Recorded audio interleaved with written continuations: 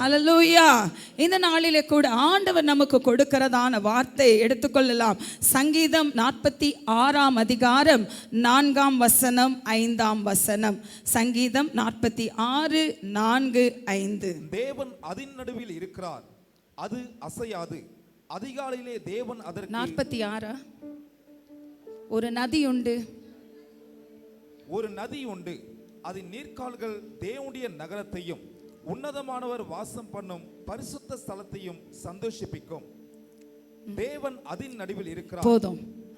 ஒரு நதி உண்டு, அதன் நீர்க்கால்கள் தேவனுடைய நகரத்தையும் உன்னதமானவர் வாசம் பண்ணும் பரிசுத்த ஸ்தலத்தையும் சந்தோஷிப்பிக்கிறார். தேவன் அதின் நடுவில் இருக்கிறார். ஹல்லேலூயா, ஹல்லேலூயா. பாருங்க, இந்த 46 சங்கீதத்தை நாம் வாசிக்கும் போது 1 வசனத்திலிருந்தே வாசிக்கும் போது என்ன வாசிக்கிறோம்?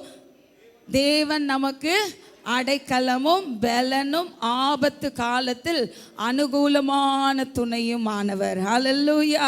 இதில் இருக்கிறதான ஒவ்வொரு வார்த்தைகளை நாம் தியானிக்கும் போதும் சரி, இந்த ஒவ்வொரு வார்த்தைகளை நாம் எடுத்துக்கொள்ளும் போது ஒரு விசேஷித்த பாதுகாப்பாய் இருக்கிறது. ஹல்லேலூயா. தேவன் நமக்கு அடைக்கலமும் பலனும் ஆபத்து காலத்தில் அனுகூலமான துணையுமானவர். ஹல்லேலூயா, ஹல்லேலூயா. ஆபத்து என்று சொல்லி பார்க்கும்போது பாருங்க, அதை வாசிக்கும் போது அடுத்த வசனத்துல எல்லாம் பார்க்கும்போது, பூமி நிலை மாறினாலும், மலைகள் சாய்ந்து போனாலும், ஜலங்கள் கொந்தளித்தாலும், பர்வதங்கள் அதிர்ந்தாலும் என்ன பண்ண மாட்டோம்? பயப்பட மாட்டோம். ஏன் பயப்பட மாட்டோம்? தேவன் நமக்கு அடைக்கலமாய் இருக்கிறார். ஹல்லேலூயா. தேவன் நமக்கு அடைக்கலமாய் இருந்து ஆபத்து காலத்தில் அவர் நமக்கு துணையாய் இருக்கிறார். ஹல்லேலூயா. இன்றைக்கு ஒருவேளை உங்களுக்கு விரோதமாக பூமி நிலை மாறி போனாலும், பர்வதங்கள் பெயர்ந்து போனாலும், மலைகள் சாய்ந்து போனாலும் நாம் பயப்படவே கூடாது. ஹல்லேலூயா. தேவன் வார்த்தைகளை கொடுக்கிறார். அவரே அடைக்கலமானவர். அது மாத்திரமல்ல, இந்த அதிகாரத்திலே நாம் பார்க்கும்போது, அந்த வசனம் பார்க்கும்போது 7 வசனம் 11 வசனத்திலையும் உறுதியாய் தேவன் இந்த அதிகாரத்தில் 2 வசனத்தையும் ஒரே மாதிரி வார்த்தையிலே அவர் கொடுத்திருக்கிறார். என்ன வசனம்? எல்லாம் சேர்ந்து வாசிப்போமா? 7 வசனம் 11 வசனம். சேனைகளின் கர்த்தர் நம்மோடு இருக்கிறார், யாக்கோபின் தேவன் நமக்கு உயர்ந்த அடைக்கலமானவர். ஹல்லேலூயா. நம்ம அடுத்த வசனம் நம்ம வாசிக்க போகிறோம். எப்படி தெரியுமா? நம்மோடு இருக்கிறார் இல்ல, என்னோடு இருக்கிறார். ஹல்லேலூயா. விசுவாசத்தோடு வாசிப்போமா? வாசிக்கலாம். சேனைகளின் கர்த்தர் என்னோடு இருக்கிறார், யாக்கோபின் தேவன் எனக்கு உயர்ந்த அடைக்கலமானவர். கரங்களை தட்டி இந்த கால வேளையில, தேவன் எனக்கு அடைக்கலமானவர். ஹல்லேலூயா. தேவன் என்னோடு கூட இருக்கிறார். தைரியமாய் நாம் சொல்ல வேண்டும், என் தேவன் என்னோடு கூட இருக்கிறார். நம்மோடு இருக்கிற கர்த்தர் நம்மை உயர்ந்த அடைக்கலத்தில் கொண்டு சேர்க்கிறவராய் இருக்கிறார். ஹல்லேலூயா. அவர் சேனைகளின் கர்த்தர். வேதத்திலே கர்த்தருக்கு கொடுக்கப்பட்ட 272 பெயர்களுக்குள்ளே பார்க்கும்போது சேனைகளின் கர்த்தர் என்ற பெயரும் ஒன்றாய் இருக்கிறது. ஹல்லேலூயா. அவர் யுத்தத்தில் பராக்கிரமுள்ள கர்த்தராய் இருக்கிறார். ஹல்லேலூயா. அவர் பராக்கிரமசாலியாய் இருந்து நம்மை பாதுகாக்கிறவராய் இருக்கிறார். ஹல்லேலூயா. ஏனென்றால் எபேசியர் 6 அதிகாரம் 12 வசனத்திலே நாம் பார்க்கும்போது, நமக்கு விரோதமாய் போராடுகிற வேறொரு சேனையும் உண்டு, அது வான மண்டலத்தில் உள்ள பொல்லாத ஆவிகளின் சேனையாய் இருக்கிறது. அதற்கு தலைவன் சாத்தான் நின்று கொண்டிருக்கிறான். அந்த சேனையோடு நமக்கு இந்த உலகத்தில் போராட்டங்கள் உண்டு. ஹல்லேலூயா. போராட்டங்கள் உண்டு. ஆனாலும் அந்த போராட்டத்தில் நாம் தோல்வி அடையக்கூடாது, நாம் தோற்று போகக்கூடாது என்று சொல்லி சேனைகளின் கர்த்தர் நம்மோடு இருக்கிறார். ஹல்லேலூயா. விசுவாசிக்கிறவங்களா சொல்லுங்க, சேனைகளின் கர்த்தர் என்னோடு கூட இருக்கிறார். அவர் கைவிடவே மாட்டார். அவர் கைவிடவே மாட்டார். நம் பட்சத்திலே இருந்து நமக்காக பரிந்து பேசுகிற தேவனாய் இருக்கிறார். அல்லேலூயா. இன்னைக்கு ஒருவேளை நீங்கள் நினைக்கலாம், எனக்காக பரிந்து பேச யாருமே இல்லையே, எனக்கு உதவி செய்ய யாருமே இல்லையே. இன்றைக்கு நீங்கள் நினச்சி கொண்டு இந்த இடத்துல வந்திருக்கலாம். இல்லை, சேனைகளின் கர்த்தர் உங்களோடு கூட இருக்கிறார். அல்லேலூயா. சேனைகளின் கர்த்தர் உங்களோடு கூட இருக்கிறார். ஜெய கிறிஸ்து முன் செல்கிறார், ஜெயமாக நடத்திடுவார். ஜெய கிறிஸ்து முன் செல்கிறார், ஜெயமாக நடத்திடுவார். ஜெய கீதங்கள் நான் பாடியே ஜெய கொடியும் ஏற்றிடுவோம். ஜெயம் அல்லேலூயா அவர் நாமத்திற்கே, அவர் நாமத்திற்கே. ஜெய கிறிஸ்து நமக்கு முன் செல்லுகிற தேவனாய் இருக்கிறார். ஹல்லேலூயா. நீங்க பாடுறத பார்த்தா ஜெய கிறிஸ்து முன்னாடி செல்ற மாதிரி இல்லை, அவர் பின்னாடி வருகிறவர் மாதிரி பாடுறோம். நம்ம ஜெய கிறிஸ்து யாருங்க? நம்முடைய ஆண்டவர், நம்மை உருவாக்கினவர். அவரை துதிச்சு நம்ம பாடுறோம். ரொம்ப சோர்ந்து போய் அப்படியே உட்கார்ந்துட்டு இருக்கிறோம். ஜெய கிறிஸ்துவை நாம் துதித்து பாடும்போது, சேனைகளின் கர்த்தரை நாம் உயர்த்தி பாடும்போது, எல்லா பலவீனங்களையும் தேவன் மாற்றுகிறவராய் இருக்கிறார். ஹல்லேலூயா. சேர்ந்து பாடுவோமா? ஜெய கிறிஸ்து முன் செல்கிறார், ஜெய. எல்லாம் கை தட்டுங்க பார்க்கலாம். ஆமென், ஆமென், ஆமென். ஜெய கிறிஸ்து முன் செல்கிறார், ஜெயமாக நடத்திடுவார். ஜெய கீதங்கள் நாம் பாடியே ஜெய கொடியும் ஏற்றிடுவோம். ஜெயம் அல்லேலூயா அவர் நாமத்திற்கே, ஜெயம் அல்லேலூயா அவர் நாமத்திற்கே, ஜெயம் அல்லேலூயா அவர் நாமத்திற்கே. சேனைகளின் கர்த்தர் பரிசுத்தர். ஹல்லேலூயா. நாம் வாசித்ததான சங்கீதத்தில், இந்த 46ஆம் சங்கீதத்தில் மறுபடியும் நாம் வாசிக்கலாம். 4ஆம் வசனம், 5ஆம் வசனம். ஒரு நதி உண்டு, அதன் நீர்க்கால்கள் தேவனுடைய நகரத்தையும் உன்னதமானவர் வாசம் பண்ணும் பரிசுத்த ஸ்தலத்தையும் சந்தோஷிப்பிக்கும். தேவன் அதன் நடுவில் இருக்கிறார். ஹல்லேலூயா. அது அசையாது. ஆமென். ஒரு நதி உண்டு. விசேஷமாக இந்த கால வேளையில் நாம் பார்க்கும்போது, அந்த முதல் வார்த்தை எடுத்துக்கொள்ளும் போது ஒரு நதி உண்டு. ஹல்லேலூயா. அது என்ன நதியாம்? பரிசுத்த ஆவியானவரே அந்த நதியாய் காணப்படுகிறார். ஹல்லேலூயா, ஹல்லேலூயா. பரிசுத்த ஆவியானவரே அந்த நதியாய் காணப்படுகிறார். ஹல்லேலூயா. பரிசுத்த ஆவியானவர் என்பது நம்முடைய தேவனாய் இருக்கிறார். ஹல்லேலூயா. இந்த நதிக்கு என்ன வேலையாம்? அதனுடைய வேலை தேவனுடைய நகரத்தையும் உன்னதமானவர் வாசம் பண்ணும் பரிசுத்த ஸ்தலத்தையும் சந்தோஷிப்பிக்கும். ஹல்லேலூயா. பரிசுத்த ஆவியானவர் எந்த இடத்துல இருக்கிறாரோ, தேவ ஆவியானவர் எந்த இடத்துல வாசம் பண்ணுகிறாரோ, அந்த இடம் முழுவதும் சந்தோஷத்தினால் நிரம்புகிறதா இருக்கிறது. ஹல்லேலூயா. தேவ ஆவியானவர், பரிசுத்த ஆவியானவர் எந்த இடத்துல இருக்கிறாரோ அவர் சந்தோஷத்தை தருகிற தேவனாக இருக்கிறார். இந்த உலகத்தில் எத்தனையோ நாம் நதிகளை ஓடிக்கொண்டு இருக்கிறது, நதிகளை பார்க்கிறோம்.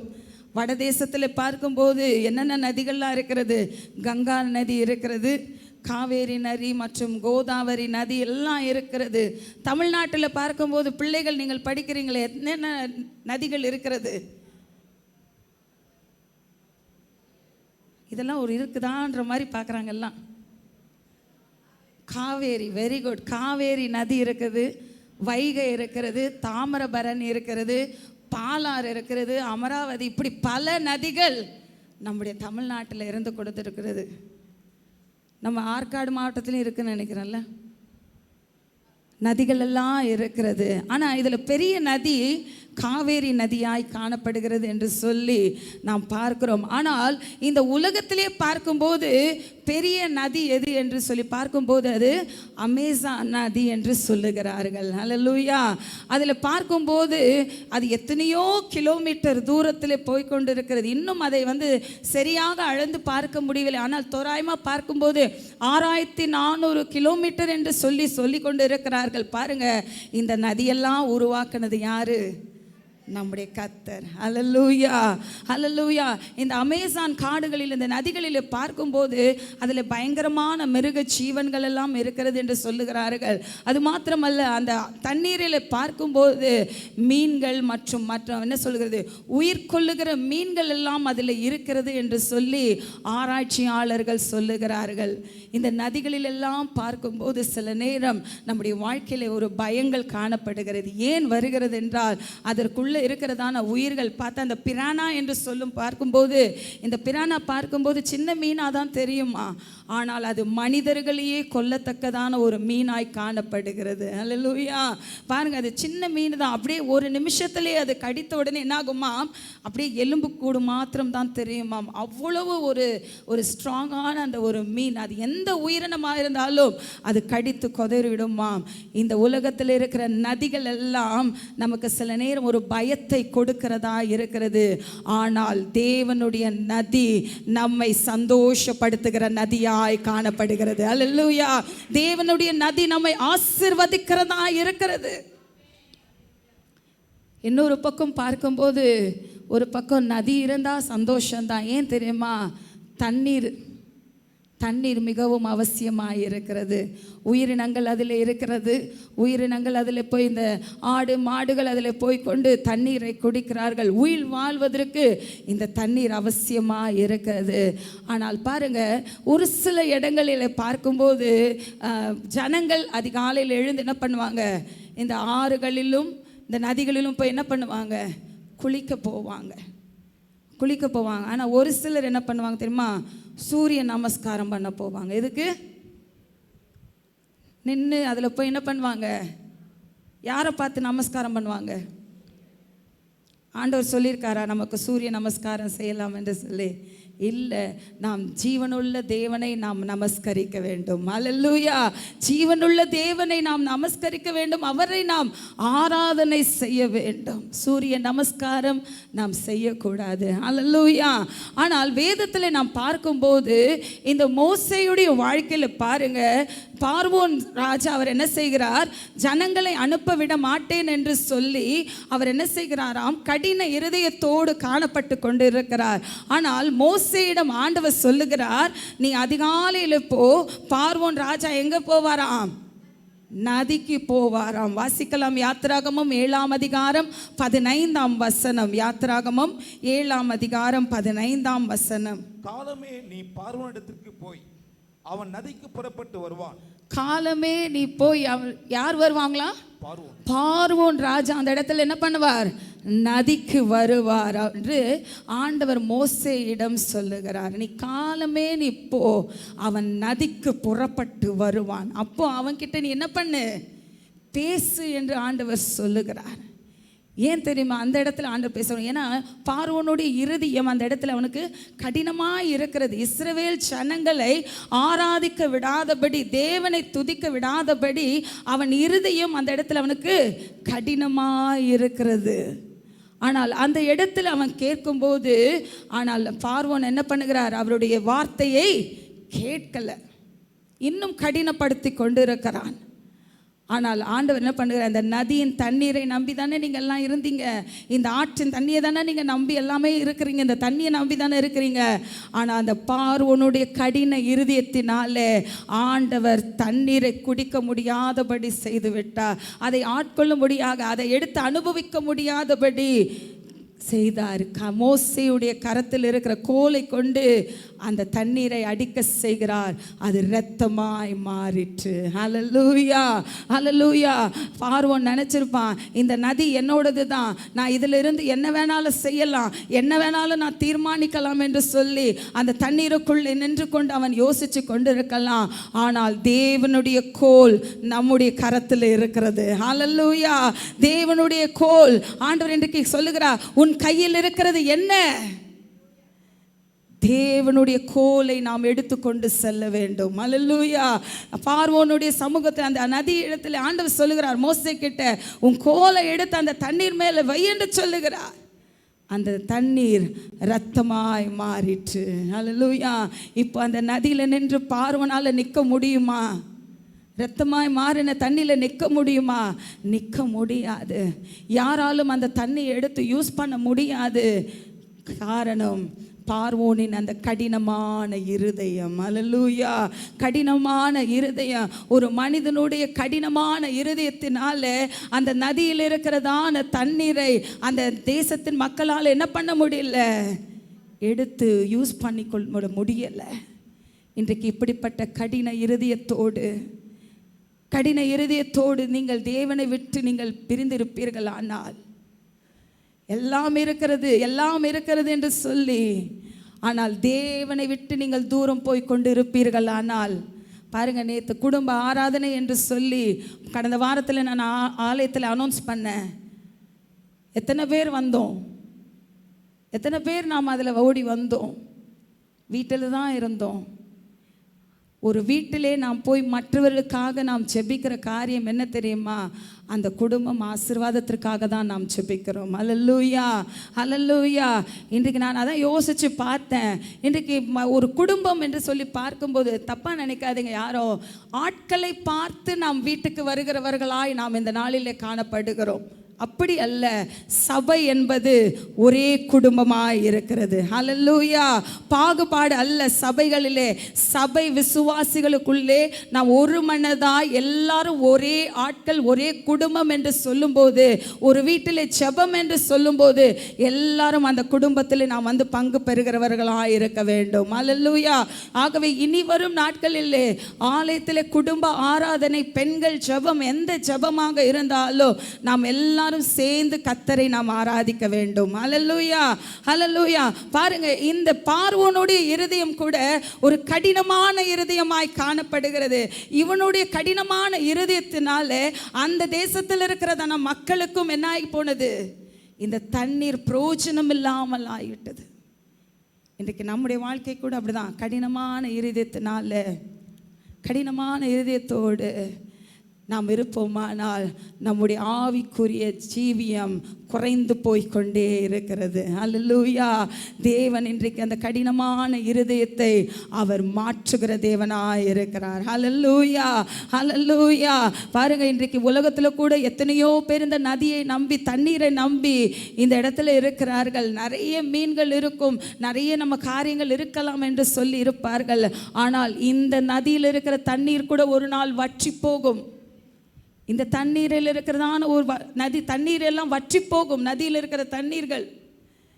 இன்றைக்கு ஆண்டவர் கொடுத்திருக்கிற ஆசீர்வாதத்தை வைத்து கொண்டு ஆண்டவரை நாம் மகிமைப்படுத்துகிறவர்களாக இருக்க வேண்டும். ஹல்லேலூயா. ஆண்டவரை நாம் ஒரு நாளும் நாம் மறக்கக்கூடாது. சில நேரம் நதியில் ஓடுகிற தண்ணீர்கள் அடித்து சென்று விடும். ஜனங்களையே அது அடித்து சென்று சாகடித்து விடும், அல்லது எதற்கும் பிரயோஜனம் இல்லாமல் காணப்படும். ஆனால் இன்றைக்கு கடினத்தோடு உங்கள் இருதயம் இருக்குமானால் அந்த கடினமான இருதயத்தை மாற்றி தேவனுக்கு நாம் உகந்தவர்களாய் நாம் காணப்பட வேண்டும். ஹல்லேலூயா, ஹல்லேலூயா. நாம் வாசித்த அந்த சங்கீதத்திலே நாம் பார்க்கும்போது ஒரு நதி உண்டு, அது தேவனுடைய நகரத்தையும் உன்னதமானவர் வாசம் பண்ணும் பரிசுத்த ஸ்தலத்தையும் சந்தோஷிப்பிக்கும். பரிசுத்த ஆவியானவர் அந்த நதியாக இருக்கிறார். ஹல்லேலூயா. ஆண்டவர் சொல்லுகிறார், ஓ தாகமாய் இருக்கிறவர்களே, நீங்கள் எல்லாரும் என்னிடத்தில் வாருங்கள். ஆண்டவர் சொல்லுகிறார், ஆண்டவர் தாகத்தை தீர்க்கிற தேவனாய் இருக்கிறார். ஹல்லேலூயா. பாருங்க, இந்த தாவீது ராஜா சொல்லுகிறார், ஒரு நதி உண்டு. அவருக்கு என்ன தெரியல, அதோட பேரு தெரியல. அதனால என்ன சொல்லுகிறார், ஒரு நதி உண்டு, ஆனால் அந்த நதி என்னது, தேவன் வாசம் பண்ணுகிற நதியாய் இருக்கிறது. ஹல்லேலூயா. அந்த நதி சந்தோஷப்படுத்துகிற நதியாய் காணப்படுகிறது. இந்த சந்தோஷப்படுத்துகிற நதியிலிருந்து வருகிற தண்ணீர் ஒரு மனிதனுக்குள்ளே சென்று அவனுடைய ஆத்துமாவை உயிர்ப்பிக்கிறதா இருக்கிறது. ஹல்லேலூயா. அது நம்மை வாழ வைக்கிறதா இருக்கிறது. அது ஜீவ தண்ணீராய் இருக்கிறது. விசேஷமாக அதிலிருந்து வருகிறதான தண்ணி நம்முடைய தாகத்தை தீர்க்கிறதா இருக்கிறது. ஹல்லேலூயா. இந்த காலவேளையில் தாகத்தோடு வாஞ்சையோடு எனக்குடைய வாழ்க்கையில் ஒரு நன்மை கிடைக்காதா என்று சொல்லி நீங்கள் வந்திருப்பீர்கள். ஆனால் தேவன் தாகத்தை தீர்க்கிறவராய் இருக்கிறார். ஹல்லேலூயா. அதை நாம் பார்க்கும்போது அவர் பேரின்ப நதியினாலே அவர்கள் தாகத்தை தீர்க்கிறார். சங்கீதம் 36 அதிகாரம் 8 9 வசனத்திலே நாம் பார்க்கும்போது, சங்கீதம் 36 8 9 நாம் பார்க்கும்போது, உமது ஆலயத்தில் உள்ள சம்பூரத்தினால் திருப்தி அடைவார்கள், உமது பேரின்ப நதியினால் அவர்கள் தாகத்தை தீர்க்கிறீர். ஜீவ ஊற்று உம்மிடத்தில் இருக்கிறது, உம்முடைய வெளிச்சத்திலே வெளிச்சம் காண்கிறோம். போதும், ஜீவ ஊற்று உம்மிடத்திலே இருக்கிறது. ஹல்லேலூயா. யாரிடத்திலிருந்து ஜீவ ஊற்று புறப்பட்டு வருமாம்? தேவனிடத்தில். ஹல்லேலூயா. அவர் பேரின்ப நதியினாலே தாகத்தை தீர்க்கிறவராய் இருக்கிறார். ஹல்லேலூயா. பாருங்க, ஜீவ தண்ணீர் எப்படி இருக்குமா? அது சுத்தமான நதியிலிருந்து வருகிறதா இருக்கிறது. வெளிப்படுத்தின விசேஷம் 22 அதிகாரம் 1 வசனத்திலே பார்க்கும்போது, வெளிப்படுத்தல் 22 1 வசனத்திலே, பின்பு பளிங்கை போல் தெளிவான ஜீவ தண்ணீர் உள்ள சுத்தமான நதி தேவனும் ஆட்டுக்குட்டியானவரும் இருக்கிற சிங்காசனத்திலிருந்து புறப்பட்டு வருகிறதை எனக்கு காண்பித்தான். போதும், எப்படி இருக்குமா? பளிங்கை போல தெளிவான ஜீவ தண்ணீர் உள்ள சுத்தமான நதி. அது எந்த இடத்திலிருந்து வருகிறது? தேவனுடைய சிங்காசனத்திலிருந்து ஜீவ தண்ணீர் வருகிறது. ஹல்லேலூயா. ஹல்லேலூயா. ஆண்டவருடைய ஜீவ தண்ணீர் எப்படி இருக்குமா? பளிங்கை போல ஒரு தெளிவான, அந்த தெளிவான என்று சொல்லும் பார்க்கும்போது, அந்த தெளிவான தண்ணி என்று நாம் பார்க்கும்போது அதில் என்ன இருக்காது? அசுத்தம் இருக்காது. என்ன இருக்காது? அசுத்தம் இருக்காது. சுத்தமான தெளிவான ஜீவ ஊற்று தேவனிடத்திலிருந்து புறப்பட்டு வருகிறதா இருக்கிறது. ஹல்லேலூயா. ஹல்லேலூயா. பரிசுத்த ஆவியானவரிடத்திலிருந்து, தேவனுடைய சிங்காசனத்திலிருந்து வருகிற ஜீவ தண்ணீர் அது தெளிவுள்ளதாக, பளிங்கை போல தெளிவுள்ள ஜீவ தண்ணீராய் காணப்படுகிறது. ஹல்லேலூயா. அது மாத்திரமல்ல, யோவான் 7 அதிகாரம் 38 வசனத்திலே ஆண்டவர் சொல்லுகிறார். யோவான் 7 அதிகாரம் 38 வசனம், வேத வாக்கியம் சொல்லுகிறபடி என்னிடத்தில் விசுவாசமாய் இருக்கிறவன் எவனோ அவன் உள்ளத்திலிருந்து ஜீவ தண்ணீருள்ள நதிகள் ஓடும். ஹல்லேலூயா. என்னிடத்தில் விசுவாசமாய் இருக்கிறவன் எவனோ அவன் உள்ளத்திலிருந்து என்ன வருமாம்? ஜீவ தண்ணீர். இந்த காலவேளையில் ஆண்டவர் சொல்லுகிறார், என்னிடத்தில் விசுவாசமாக இருக்கிறவன் எவனோ அவன் உள்ளத்தில் என்ன இருக்குது?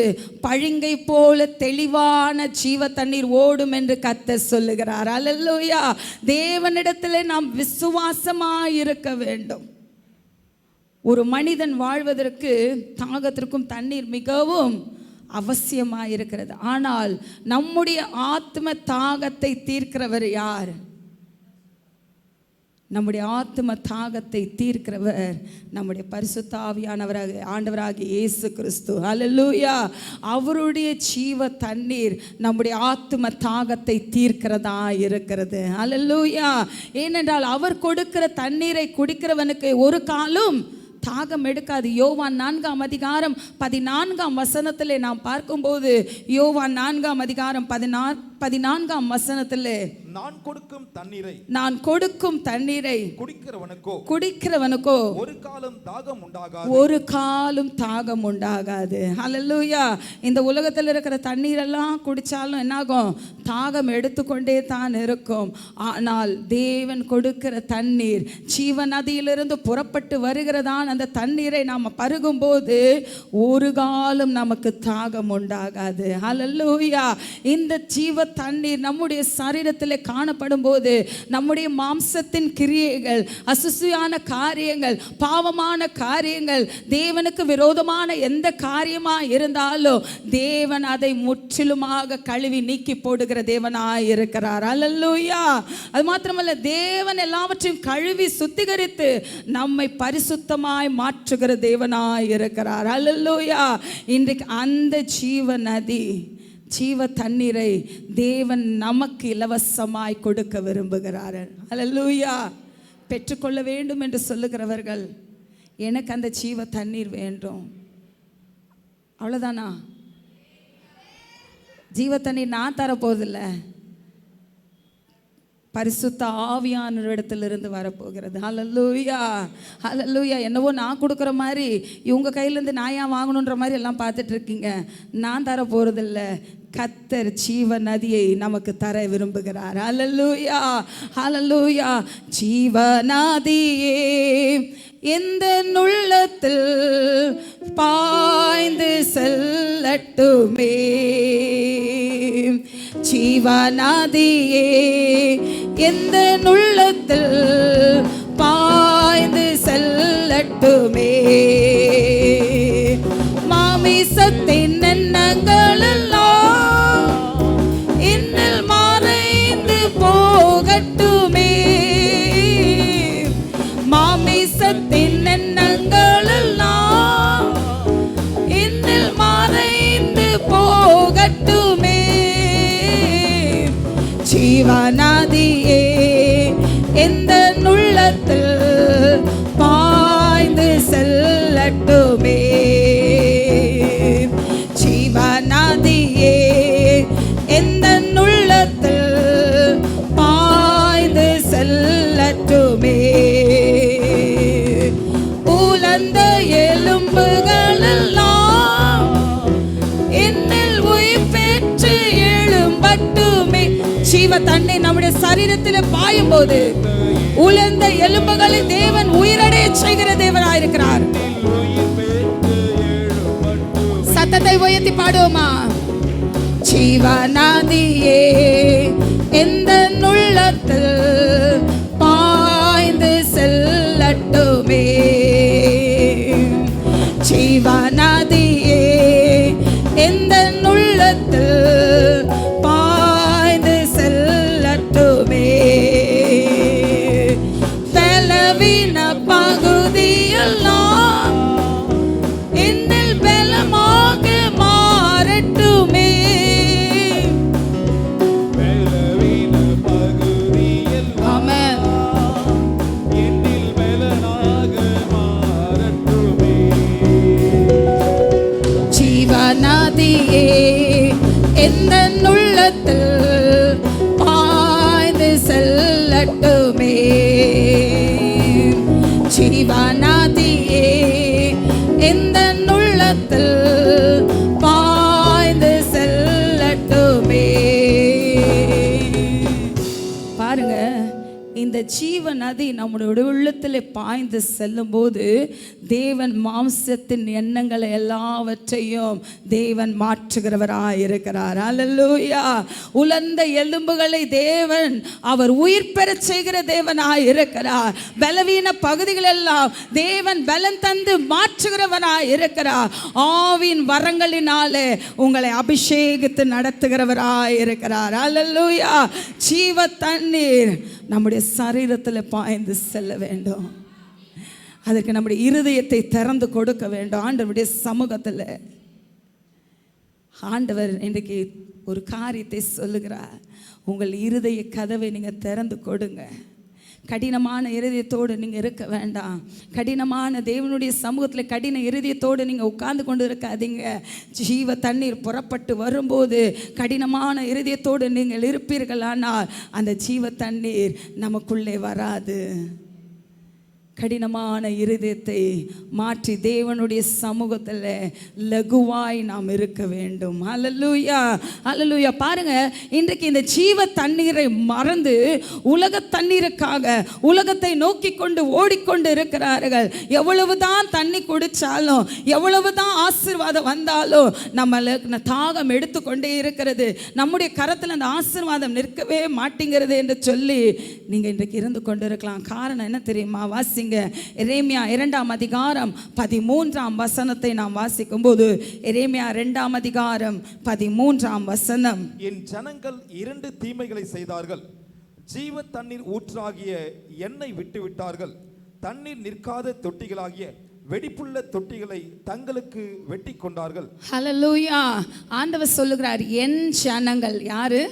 என் ஜனங்கள். நம்மளை பார்த்து தான் ஆண்டவர் சொல்லுகிறார். இன்னைக்கு நம்ம நினைக்கிறோம், நான் என்ன தண்ணி என்ன ஆசீர்வாதம் வந்தாலுமே என்னுடைய கரத்தில் நிற்கவே மாட்டேங்கிறது, ஆசீர்வாதமே குறைஞ்சி போய் கொண்டு இருக்கிறது என்று சொல்லி இன்றைக்கு நீங்கள் எவ்வளவு தண்ணி குடிச்சு கொண்டாலுமே தாகம் எடுத்துக்கொண்டே இருக்கிறது. ஆண்டவர் சொல்லுகிறார், என் ஜனங்கள் 2 தீமைகளை செய்தார்கள். ஜீவ தண்ணீர் ஊற்றாகிய என்னை அவர்கள் என்ன பண்ணி விட்டார்கள்? விட்டு விட்டார்கள், மறந்து போய் விட்டார்கள். அது மாத்திரமல்ல, தண்ணீர் நிற்காத தொட்டிகளாகிய வெடிப்புள்ள தொட்டிகளை தங்களுக்கே அவர்கள் என்ன பண்ணி கொண்டார்களாம்? வெட்டி கொண்டார்கள். பாருங்க, ஒரு பக்கம் என்ன பண்ணுறாங்க? ஜீவ ஊற்றாகிய ஆண்டவருடைய இடத்துலேருந்து வருகிறதான அதை ஆண்டவருடைய இது மறந்தே போயிட்டாங்க, விட்டு விட்டார்கள்.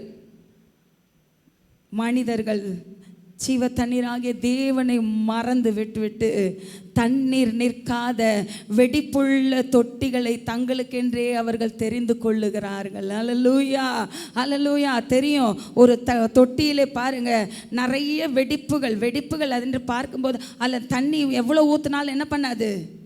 நிற்காது. ஊறி என்ன ஆகிடும்? வெளியே வந்துக்கிட்டே இருக்கும். இன்றைக்கு அநேகர் தண்ணீரே நிற்காத வெடிப்பு நிறைந்த தொட்டியை தெரிந்து கொண்டு இருக்கிறோம். உலகத்தை நாடிக்கொண்டு பாதி கொஞ்சம் உலகம், பாதி கொஞ்சம் தேவனுக்கு இல்லை. ஆண்டவர் சொல்லுகிறார், உங்கள் தொட்டிகள் எல்லாம் சீரமைக்கப்பட வேண்டும். அல்லேலூயா, அல்லேலூயா. நல்ல ஒரு தொட்டியில் தண்ணி தேங்கி நிற்கணும்னா அந்த தொட்டியில் நல்லா அழகாக செங்கல் வச்சு, சிமெண்ட் வச்சு, மணல் வச்சு பூசி அழகாக நம்ம செய்து அதற்கு மேலே பெயிண்ட் எடுத்து வைத்தால் தானே என்னாகும்? தண்ணீர் அதற்குள்ளே தேங்கி இருக்கும், நல்லா இருக்கும், உள்ள தண்ணி இருக்கும். ஆனால் இன்றைக்கு நம்முடைய வாழ்க்கையில் பாதி உலகம் பாதி தேவன் என்று சொல்லி ஓடிக்கொண்டிருப்போம். ஆனால் வெடிப்புள்ள தொட்டிகளை போல நாம் காணப்படுவோம். அல்லேலூயா, அல்லேலூயா. ஏன் தெரியுமா? இந்த வெடிப்புள்ள தொட்டி என்று நாம் பார்க்கும்போது அந்த பாதி தண்ணி வெளியே போகும்போது என்னாகும்? மேலே இருக்கிற இடங்கள் எல்லாம் பார்க்கும்போது அந்த இடத்துல ஈரப்பதம் இருக்காது. ஈரப்பதம் இல்லாமல் இருக்கும்போது என்னாகும்? கடினமான இருதயம் நம்முடைய உள்ளத்தில் காணப்படும். அல்லேலூயா. நான் ஆண்டவர் சொல்லுகிறார், தண்ணி தொட்டி சீராக இருக்க வேண்டும், வெறுமையா இல்லை. இன்றைக்கு மகிழ்ச்சி இல்லாதபடி வறண்டு போய் எவ்வளவுதான் நான் தண்ணியை நிரப்புனா கூட என்னால் முடியல என்று சொல்லியிருக்கிறீர்களா? உங்களுடைய தண்ணீர் தொட்டி வெடிப்புள்ளதாய் காணப்படுகிறது. அல்லேலூயா. தேவன் சொல்லுகிறார், இந்த தண்ணீர் தொட்டி நீங்கள் வெடிப்புள்ளது இல்லை, தேவனுக்காக அதை ஜீவ நதி பாயும்படியாக முழு இருதயத்தையும் தேவனுக்காக நாம் கொடுக்க வேண்டும். அல்லேலூயா. வெடிப்புள்ள ஆண்டவர் சொல்ற, வெடிப்புள்ள இருதயம் வேண்டாம் ஆண்டவருக்கு, இருதயம் சீராய் இருக்க வேண்டும். அல்லேலூயா. நம்முடைய இருதயத்தை உண்டாக்கினவர், நம்முடைய சரீரத்தை உண்டாக்கினவர் கர்த்தர். நம்முடைய வாழ்க்கை வெடிப்புள்ள தொட்டிகளை போல இருக்கிறதா? இன்றைக்கு ஆண்டவருடைய சமூகத்தில் சொல்லுங்க, ஆண்டவரே, கடினமான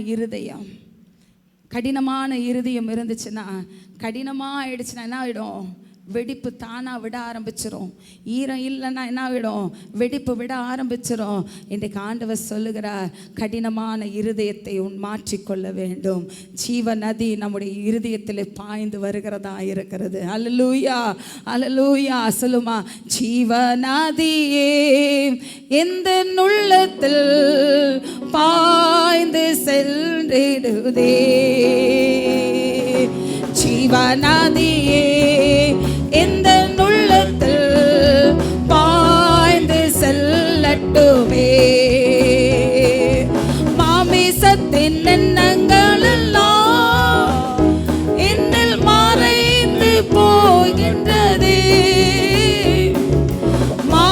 உள்ளத்தின் எண்ணங்கள் எல்லாம் என்னில் மறைந்து போகட்டுமே. ஜீவநதியே எந்த உள்ளத்தில் பாய்ந்து செல்லட்டுமே. ஜீவநதியே எந்த உள்ளத்தில் பாய்ந்து செல்லட்டுமே. வெடிப்புள்ள அந்த தொட்டியிலே தண்ணீர் நிரப்பும் போது எத்தனை முயற்சிகள் நீங்கள் எடுத்தாலும் தண்ணீர் நிற்காது. தேவன் இல்லாமல் நீங்கள் எடுக்கிற ஒவ்வொரு முயற்சிகளும் எல்லாமே வீணாய்தான் காணப்படும். எத்தனை முறை நீங்கள் நிரப்பி இருந்தாலும் தேவன் அந்த இடத்துல, தேவனுடைய ஜீவநதி அந்த இடத்துல இல்லை என்றால் எல்லாமே வீணாய் காணப்படுகிறது. ஹல்லேலூயா, ஹல்லேலூயா.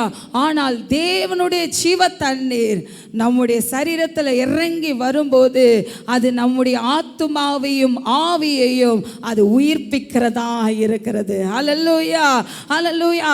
அது திருப்திப்படுத்த வல்லமை உள்ளதா இருக்கிறது. தேவனிடத்தில் விசுவாசமாய் இருக்கிறவன் எவனோ அவனுடைய உள்ளத்தில் என்ன இருக்குமாம்?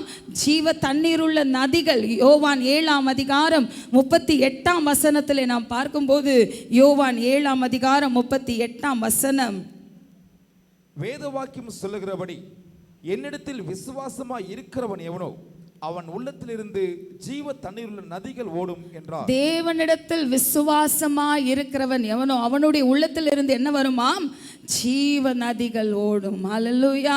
தேவனை, ஆண்டவரை நாம் விசுவாசிக்கும் போது ஜீவ தண்ணீர் நமக்குள்ளே இருந்து புறப்பட்டு வருகிறதா இருக்கிறது. ஹல்லேலூயா.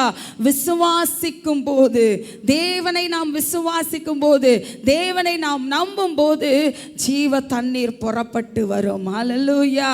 ஏனென்றால் யோவான் 6:35 பார்க்கும்போது இயேசு அவர்களை நோக்கி சொல்லுகிறார், என்னது? ஜீவ அப்பம் நானே, என்னிடத்தில் வருகிறவன் ஒரு காலம் பசி அடையான், என்னிடத்தில் விசுவாசமாய் இருக்கிறவன் ஒரு காலம் தாகம் அடையான். என்னிடத்தில் விசுவாசமாய் இருக்கிறவன், தேவனிடத்தில் நாம் விசுவாசமாய் இருக்கும்போது ஒரு காலம் தாகம் அடையாது. ஹல்லேலூயா. விசுவாசம் என்கிறது என்றால் நான் இயேசுவை நம்புகிறேன், அவரை விசுவாசிக்கிறேன், தேவனிடத்தில் விசுவாசிக்கிறேன், பாடுகளை சகிப்பதும் அவமானங்களை ஏற்றுக்கொள்ளுவதும் வேதனைகளை சகித்து கொள்ளுவதுமாய் இருக்கிறது. விசுவாசிக்கிறேன் என்று சும்மா நம்ம சொல்லிக்கிட்டு இருக்கோம். ஆனால் தேவனை விசுவாசிக்கும் போது பாடுகள் வரதான் செய்யும். ஹல்லேலூயா. வேதனைகள் வரதான் செய்யும், கசப்புகள் வரதான் செய்யும், அவமானங்கள் வரதான் செய்யும், நிந்தையான பேச்சுக்கள் வரதான் செய்யும். ஆனால் நீங்கள் தேவன் மேலே விசுவாசத்தை ஒரு நாளும் குறைத்து கொள்ளாதபடி இன்னும் நீங்கள் விசுவாசித்து நீங்கள் தேவனோடு நெருங்கும் போது ஒரு நாளும் நீங்கள் தாகமடைய மாட்டீர்கள். ஹல்லேலூயா, ஹல்லேலூயா. யோவான் 12:44 வாசிக்கலாம். யோவான் 12:44. அப்பொழுது இயேசு சத்தமிட்டு, என்னிடத்தில் விசுவாசமாய் இருக்கிறவன், என்னிடத்தில் விசுவாசமாய் இருக்கிறவன் என்னிடத்தில் அல்ல, என்னை அனுப்பினவரிடத்தில் விசுவாசமாய் இருக்கிறான். ஹல்லேலூயா. பாருங்க, அப்பொழுது இயேசு சத்தமிட்டு என்ன சொல்லுகிறார்? என்னிடத்தில் விசுவாசமாய் இருக்கிறவன் என்னிடத்தில் அல்ல, என்னை அனுப்பினவரிடத்தில் விசுவாசமாய் இருக்கிறான். ஹல்லேலூயா.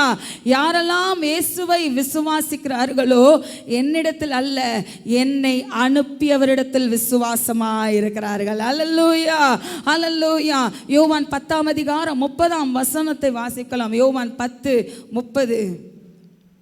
நானும் பிதாவும் ஒன்றாய் இருக்கிறோம். ஹல்லேலூயா.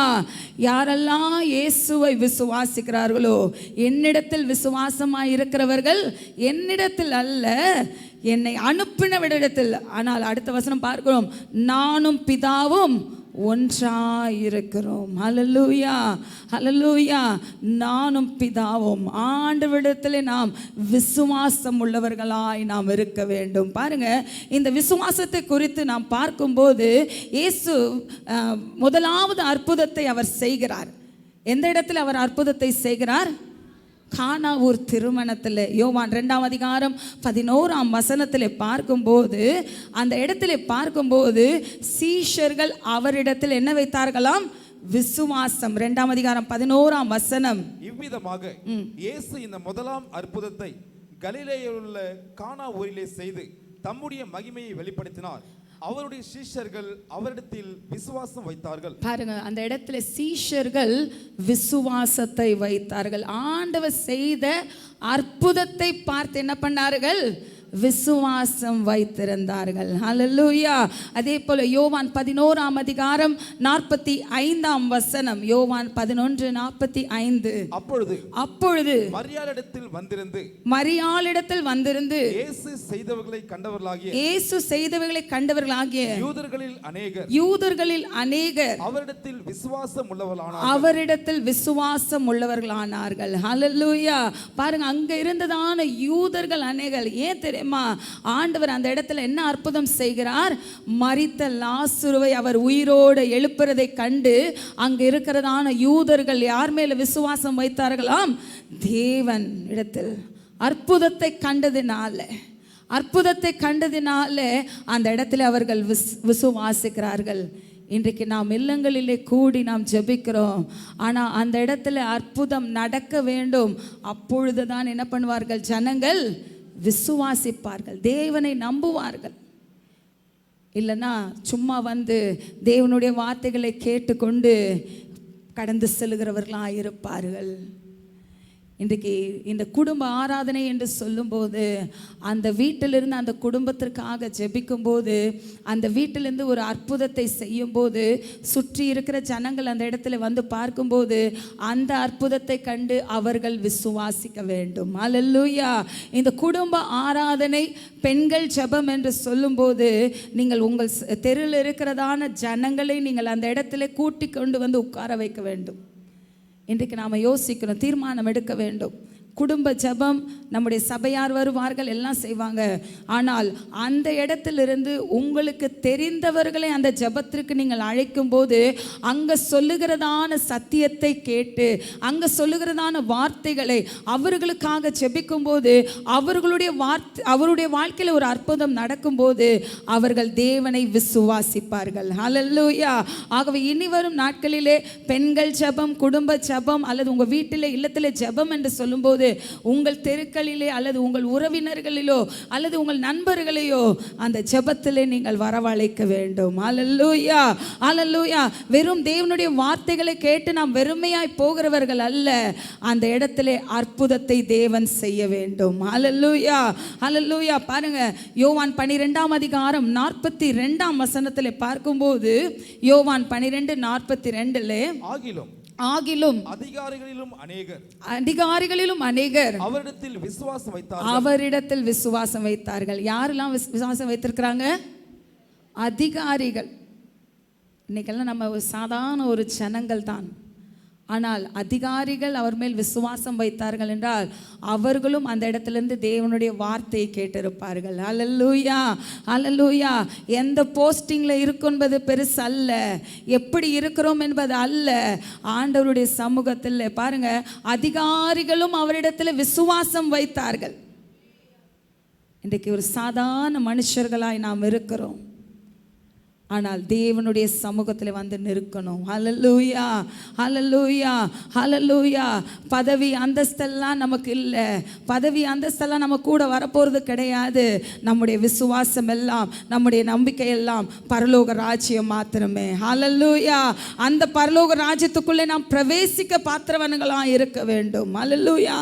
இன்றைக்கு இந்த தேவன் ஆண்டவருடைய வார்த்தையை நாம் விசுவாசிக்கும் போது, வார்த்தையை நம்பும் போது, ஜீவ ஊற்று நமக்கு புறப்பட்டு வருகிறதா இருக்கிறது. ஹல்லேலூயா. தேவனுடைய வார்த்தையை நாம் விசுவாசிக்கும் போது, தேவ வார்த்தையை நாம் நம்பும் போது, தேவன் வாசம் பண்ணுகிற நம்முடைய இருதயத்தில் தேவன் ஜீவ நதியாய் இறங்கி அவர் சந்தோஷத்தை கொடுக்கிற தேவனாய் இருக்கிறார். ஹல்லேலூயா. சந்தோஷத்தை தருகிற தேவனாய் இருக்கிறார். அதை நாம் பார்க்கிறோம். அந்த சங்கீதத்தில் 46ஆம் அதிகாரத்தில் அந்த 5ஆம் வசனத்தில் முதல் வாக்கியத்தை நாம் பார்க்கும்போது என்ன பார்க்கிறோம்? தேவன் அதன் நடுவில் இருக்கிறார். அல்லேலூயா. தேவனை நாம் விசுவாசிக்கும் போது தேவன் நம் நடுவில் இருக்கிறவராய் இருக்கிறார். அல்லேலூயா. தேவன் நம்முடைய நடுவில் இருக்கும்போது, நம்முடைய உள்ளத்திலே அவர் இருக்கும்போது நாம் அசைக்கப்படுவதில்லை. அல்லேலூயா. தேவன் நம்முடைய நடுவில் இருக்கும்போது, இன்றைக்கி எத்தனையோ பேரை யாரையோ நடுவில் வச்சுக்கிட்டு உட்காந்துட்டு இருக்கிறோம். ஜனங்கள் எல்லாம், உலகத்தில் இருக்கிற ஜனங்கள் எல்லாம் கல்லும் மண்ணையும் வணங்கி கொண்டு நடுவில் உட்கார வச்சுக்கிட்டு உட்காந்துட்டு இருக்கிறோம். இல்லை, ஜீவனுள்ள தேவன் நம் நடுவில் இருக்கிறார். அல்லேலூயா. ஜீவனுள்ள தேவன் நம் நடுவில் இருக்கிறார். செப்பனியா 3ஆம் அதிகாரம் 15ஆம் வசனத்தில் பார்க்கும்போது, செப்பனியா 3ஆம் அதிகாரம் 15ஆம் வசனம், உன் தேவனாகிய கர்த்தர் உன் நடுவில் இருக்கிறார், அவர் வல்லமையுள்ளவர், அவர் ரட்சிப்பார். ஹல்லேலூயா, ஹல்லேலூயா. செப்பனியா 3:15 பார்க்கும்போது யாராவது வாசிங்க.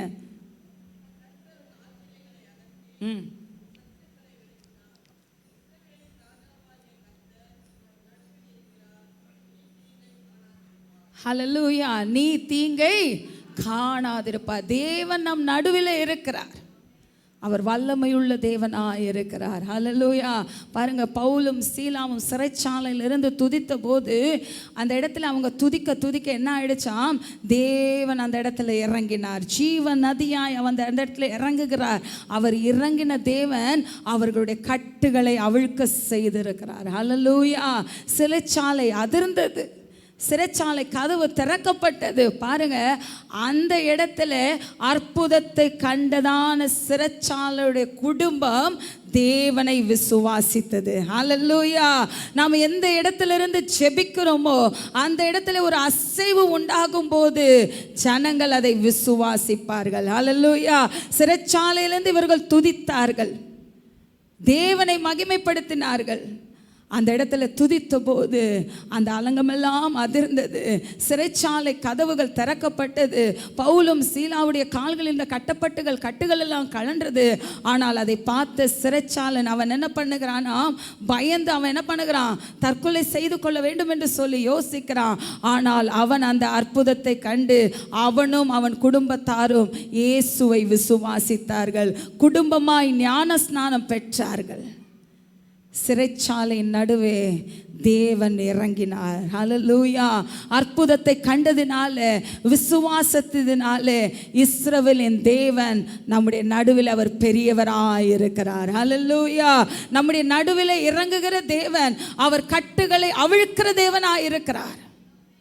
இன்றைக்கு ஒருவேளை கடினமான இருதயத்தோடு, தண்ணீர் நிற்காத ஒரு வெடிப்புள்ள ஒரு தொட்டியை போல நீங்கள் இருந்து கொண்டிருப்பீர்களானால், வாழ்க்கை இருளடைந்து போய் இருப்பீர்களானால், உலக நதியை போல தேவனை விட்டு நீங்கள் தூரம் ஓடி போய் கொண்டிருப்பீர்களானால், ஆண்டவர் உங்கள் நடுவில் வாசம் பண்ண விரும்புகிறார்.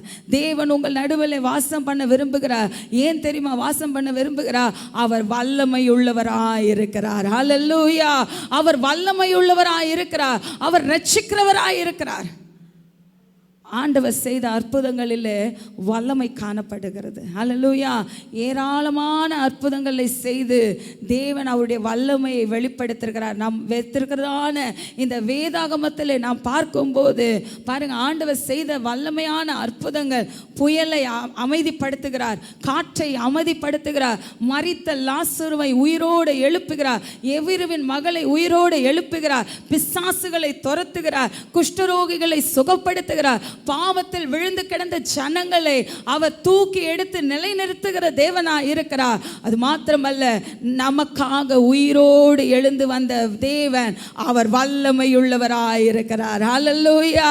உயிரோடு எழுந்து வந்த தேவன் இன்றைக்கு நம்முடைய சபைகளிலே, நம்முடைய குடும்பத்திலே அவர் நம் நடுவில் இருக்கிற தேவனாய் இருக்கிறார். அவர் வல்லமையுள்ளவர். அவர் வல்லமையுள்ளவர்.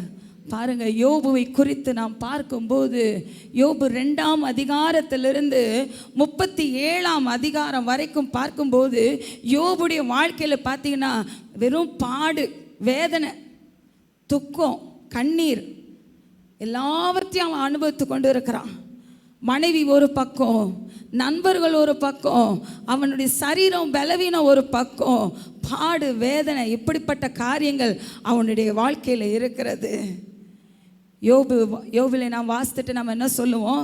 யோபு கஷ்டப்பட்டார், யோபு வேதனைப்பட்டார், யோபுக்கு உடம்பெல்லாம் சொறி வந்துருச்சான். அவர் என்ன எடுத்துக்கொண்டு என்ன பண்ணி கொண்டு இருக்கிறாரு?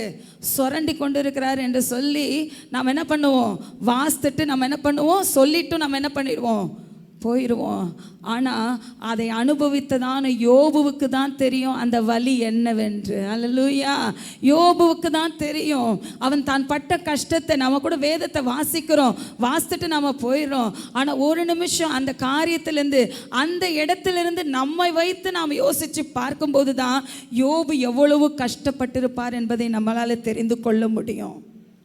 பாருங்க, ஒரு படகுல நாம் எல்லாரும் சவாரி போய் கொண்டு இருக்கிறோம் என்று சொன்னால், அந்த படகுல உட்காந்துட்டு நம்ம என்ன சொல்லுவோம்?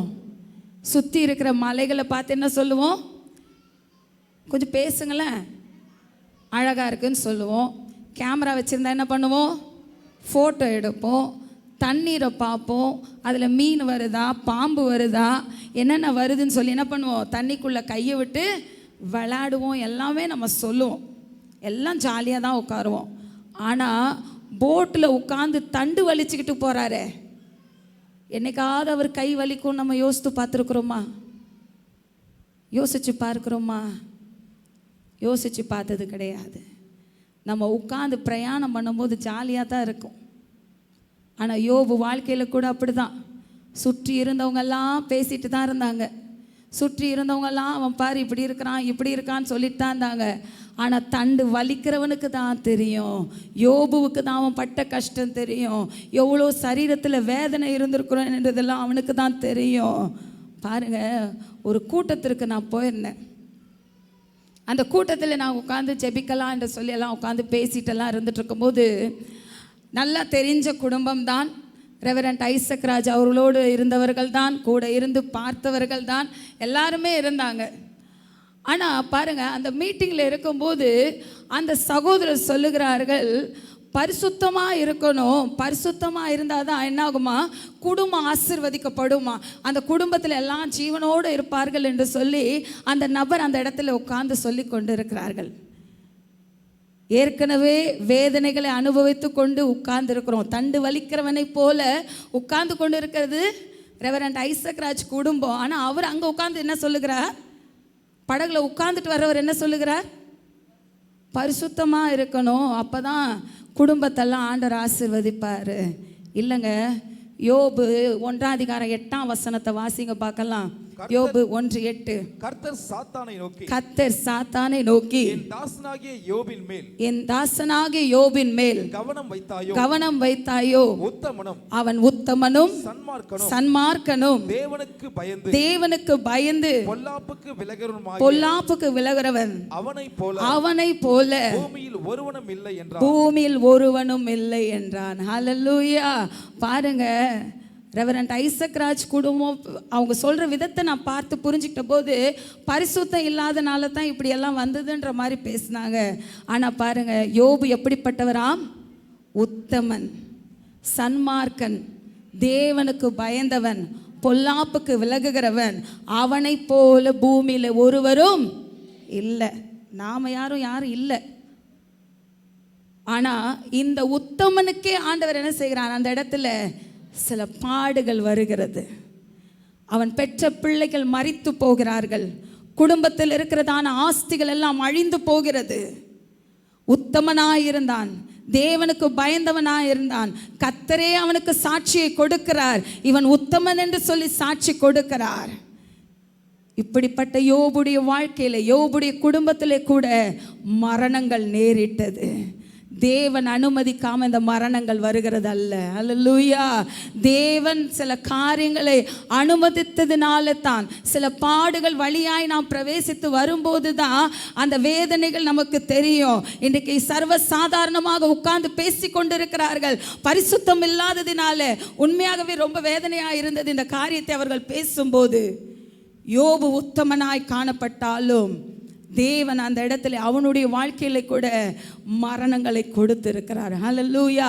இன்றைக்கு ரெவரண்ட் ஐசக் ராஜுடைய குடும்பத்தில் மரணங்கள் நேரிட்டாலும் இந்த ஊழியத்தை தேவன் நடத்தி கொண்டு வருகிறார். ஹல்லேலூயா. இந்த ஊழியத்தை தேவன் கூட நின்று நடத்தி கொண்டு வருகிறார். அவர் கைவிட மாட்டார். சில காரியங்கள் வேதனையாக இருக்கலாம், சில காரியங்கள் கண்ணீரின் பாதைகளாக இருக்கலாம். ஆனால் தண்டு வலிக்கிறவனுக்கு மாத்திரம்தான் அந்த வலிகள் தெரியும்.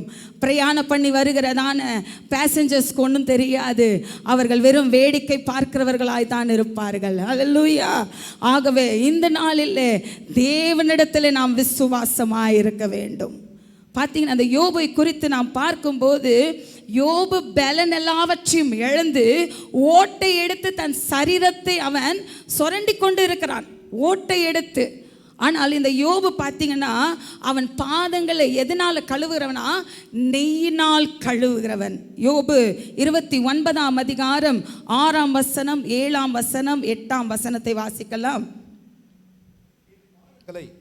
என் பாதங்களை நான் நெய்யினால் கழுவினேன், என் பாதங்களை நெய்யினால் கழுவினேன். கண்மலையிலிருந்து எனக்காக எண்ணெய் நதி போல ஓடி வந்தது. அந்த செல்வ நாட்களின் சீர் இப்போது இருந்தால் நலமாயிருக்கும். நான் பட்டண வீதியால் வாசலுக்குள் புறப்பட்டு போய் வீதியின் என் ஆசனத்தை போடும்போது வாலிபர் என்னை கண்டு ஒளிந்து கொள்வார்கள், முதியோர் எழுந்திருந்து நிற்பார்கள். ஹல்லேலூயா. பாருங்க, யோபு ஓட்டை எடுத்து என்ன பண்ணுறான்? அவன் சரீரத்தை சுரண்டி கொண்டு இருக்கிறான். அவனுக்கு எவ்வளோ ஒரு என்ன சொல்கிறது, ஊரல் இருந்திருக்கும், எவ்வளோ வலிகள் இருந்திருக்கும். ஆனால் அவனால் தாங்க முடியாதபடி அவன் சுரண்டி கொண்டு இருக்கிறான். ஆனால் அதுக்கு முன்பாக நாம் பார்க்கும்போது அவன் எதனால் கழுவுறவனாக இருக்கிறான்? நெய்யினால் தன் பாதங்களை கழுவுறான். இவன் ரொம்ப அழகாக இருப்பான் போல இருக்கு. அதான் வாலிபர்கள் யோபுவை கண்டு என்ன பண்ணுகிறார்களாம்? ஒளிந்து கொள்ளுகிறார்கள். முதியோர்கள் என்ன பண்ணுகிறார்களாம்? எழுந்து நிற்கிறார்கள். ஆனால் அப்படிப்பட்ட மனுஷனுக்கு இப்போ என்ன ஆகுது? நெய்யினால் குளித்தான், நெய்யினால் தடவுகிறான். அப்படிப்பட்ட ஒரு மனுஷனுடைய சரீரத்தில் இன்றைக்கு புண்களினால் நிறைந்திருக்கிறது. அந்த வேதனை மத்தியிலே கூட அவர் சொல்லுகிற காரியம், தேவரீர் சகலத்தையும் செய்ய வல்லவர். ஹல்லேலூயா. தேவரீர் நீ சகலத்தையும் செய்ய வல்லமையுள்ள தேவன் என்று யோபு சொல்லுகிறார். இதை சொல்லி யோபு சொல்லி கொண்டிருக்கும் போது யோபுவை தேவன் ஆசீர்வதித்தார். ஹல்லேலூயா. இன்றைக்கு நம்முடைய வாழ்க்கையில் படுகிற கஷ்டங்கள் வேதனைகள் மத்தியிலே கூட என் தேவன் வல்லமை உள்ளவர், என் தேவன் வல்லவர் என்று நீங்கள் சொல்லி சொல்லி கர்த்தரை நீங்கள் துதிப்பாருங்க.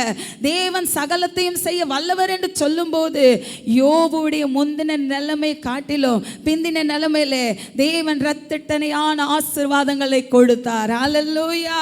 ஹல்லேலூயா.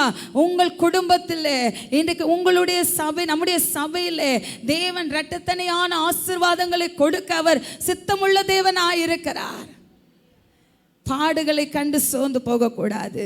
பாடுகளை கண்டு புலம்ப வேண்டாம். பாடுகளை கண்டு நீங்க கண்ணீர் வடிக்க வேண்டாம். சொல்ல வேண்டிய காரியம், தேவரீர் நீர் சகலத்தையும் செய்ய வல்லமையுள்ள தேவனாய் இருக்கிறீர். ஹல்லேலூயா. ஹல்லேலூயா. ஏனென்றால் வல்லமையுள்ள தேவன் ஜீவ நதியாய் நம்முடைய சரீரத்திலையும் நம்முடைய குடும்பத்திலையும் நம்முடைய சபைகளிலும் அவர் பாய்ந்து செல்லுகிற தேவனாய் இருக்கிறார். இன்றைக்கு அந்த ஜீவ நதியாய் பாய்ந்து வருகிறதான அந்த தெளிவான ஒரு தண்ணீரை இன்றைக்கு நம்முடைய சரீரத்திலையும் நம்முடைய ஆத்துமாவிலும் நாம் ஏற்றுக்கொள்ள வேண்டும். இழந்து போன காரியத்தை குறித்து வேதனைப்படாதபடி ஆண்டவருக்காக இந்த உலகத்தில் ஜீவ நதியாய் நாம் எழும்பி பிரகாசிக்க வேண்டும். அல்லேலூயா. நம்மளிடத்திலிருந்து செல்லுகிற ஜீவ நதி அநேகருக்கு ஆசீர்வாதமாய் இருக்க வேண்டும். அல்லேலூயா. நம்மை பார்க்கிற கண்கள் நம்மை பார்த்து இவர்களை பார்க்கும்போது இவர்கள் தேவனுடைய பிள்ளைகள் என்று சொல்லும்படியாக ஜீவ நதி நம்முடைய சரீரத்தில் பாய்ந்து செல்லுகிறதா இருக்க வேண்டும். ஜீவ நதி, ஒரு நதி உண்டு, அதன் நீர்க்கால்கள் தேவனுடைய நகரத்தையும் அது சந்தோஷப்படுத்துகிறதா இருக்கிறது. ஆமென்.